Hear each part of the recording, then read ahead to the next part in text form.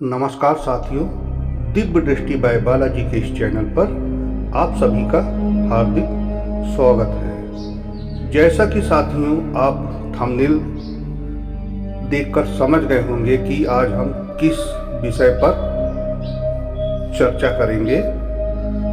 तो साथियों, पिछले वीडियो में मैंने जैमिनी सूत्र पर समझाया उपलग्न के बारे में, उपपद लग्न के बारे में, और इस वीडियो में हम समझाएंगे आपको कि उपपद लग्न की गणना कैसे की जाती है और कैसे इसको निकाला जाता है। तो साथियों, यदि वीडियो पसंद आए तो चैनल को सब्सक्राइब करें और वीडियो को लाइक एवं शेयर करते रहें। साथियों, सबसे पहले समझते हैं कि उपपद लग्न क्या होती है। जिन साथियों ने मेरी पिछली वीडियो देखी होगी वो समझ जाएंगे, और जिन्होंने नहीं देखी उनके लिए मैं यहाँ पे बता रहा हूँ। साथियों, उपपद लग्न क्या है? 12वें भाव का आरूढ़ होता है, वह व्यक्ति के विवाह और दाम्पत्य जीवन को प्रकट छवि को दर्शाता है। यह बताता है कि जीवन साथी का स्वभाव, विवाह सुख, विवाह में संघर्ष, अलगाव या स्थिरता, सामाजिक प्रतिष्ठा, विवाह का कर्म संबंध, जीवन साथी की पारिवारिक स्थिति, ये होता है उपपद लग्न। आइए अब जानते हैं कि उपपद लग्न की गणना कैसे की जाती है, यह उपपद लग्न कैसे निकाली जाती है।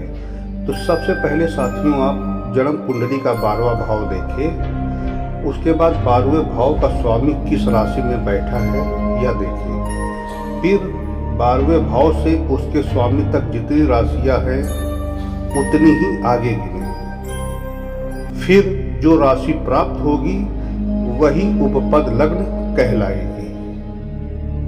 इसे मैं उदाहरण के रूप में समझा रहा हूँ। मान लीजिए कि 12वां भाव मेष राशि, और मेष राशि का स्वामी मंगल जो कि मिथुन राशि में बैठा है।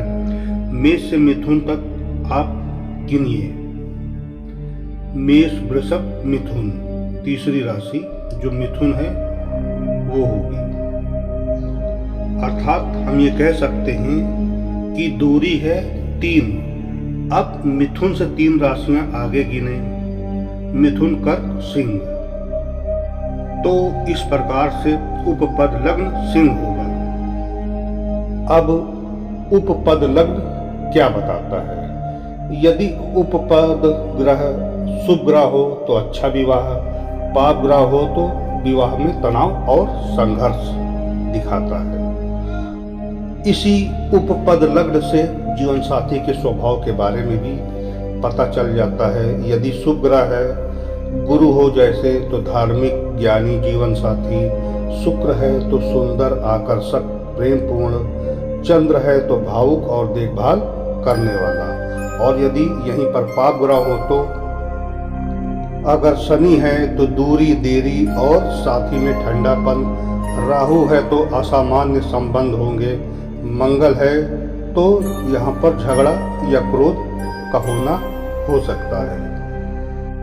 अब ये भी जानते हैं कि विवाह में देरी किस प्रकार से होगी। यदि शनि उपपद लग्न को प्रभावित करे तो विवाह में देरी होती है, या फिर दूसरा जो भाव होता है वो उपलग्न पीड़ित हो तो भी विवाह में देरी होती है, और ऐसे में देर से विवाह वैवाहिक तनाव और दूरी बनी रहती है। अगर शनि कहीं पर भी उपपद लग्न को प्रभावित करता है तो ऐसी संभावनाएं बन जाती हैं।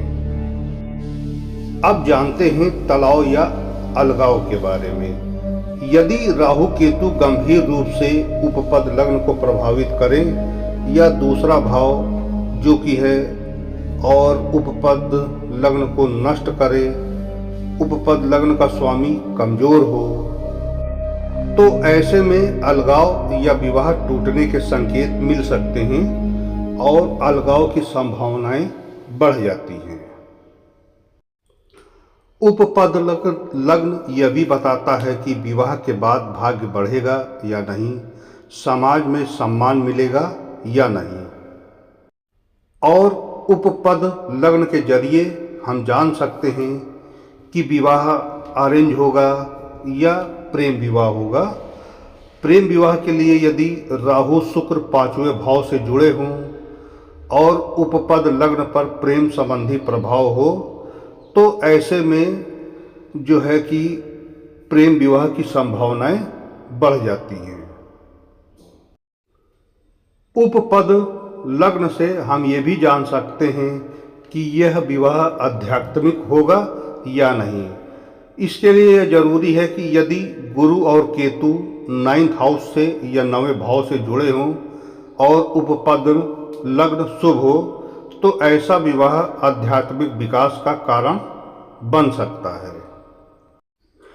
जैमिनी ज्योतिष में उपपद लग्न से दूसरा भाव क्यों महत्वपूर्ण है? इसलिए कि जैमिनी ज्योतिष में दूसरा भाव उपपद लग्न विवाह की स्थिरता, यदि यह मजबूत हो तो विवाह टिकता है, परिवार स्थिर रहता है। यदि यह पीड़ित हो तो तनाव और दूरी और विवाह में टूटन हो सकती है। महर्षि जैमिनी मानते थे कि कुछ विवाह पिछले जन्मों के अधूरे कर्मों को पूरा करने आते हैं, इसलिए कई रिश्ते अचानक और गहराई से जुड़ जाते हैं। महर्षि जैमिनी की दृष्टि में विवाह केवल शारीरिक या सामाजिक संबंध नहीं, आत्मा का कर्म बंधन है। इसलिए उपपद लग्न केवल पति पत्नी नहीं बताता बल्कि आत्मिक जुड़ाव, कार्मिक रिलेशंस, आध्यात्मिक विकास भी दर्शाता है। इस प्रकार से साथियों, उपपद लग्न विवाह का रहस्य, जीवन साथी का संकेत, दाम्पत्य सुख दुख, सामाजिक सम्मान, पिछले जन्मों के कर्म सब कुछ उजागर कर सकता है। इसलिए जैमिनी ज्योतिष में इसे विवाह का गुप्त द्वार कहा गया है। इसी प्रकार की रोचक जानकारियों के लिए हमारे चैनल दिव्य दृष्टि बाय बालाजी को सब्सक्राइब करें। हर हर महादेव।